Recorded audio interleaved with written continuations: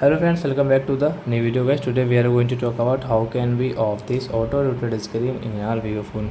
Guys, you want to off this auto rotate screen guys. When you rotate your phone guys, your screen rotate, and guys you want to off this auto rotate screen, so guys you can off in your vivo phone device. And guys, now let's see how to off this setting in our vivo phone device. So before starting video friends, I want to tell you, if you're new in my channel and you are watching my video first time, so first of all go and subscribe my channel, click the bell icon and like my videos.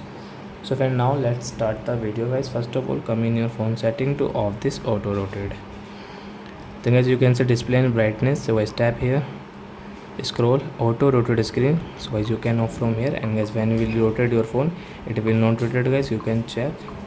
So guys if you rotate guys, it will not rotate in your vivo phone. So I hope friends you have understood how to off auto rotate screen in our vivo phone. So that's it guys, thanks for watching. Now we will meet on next video with new topic. Before going guys, please go and like my video, subscribe my channel. Bye bye friends.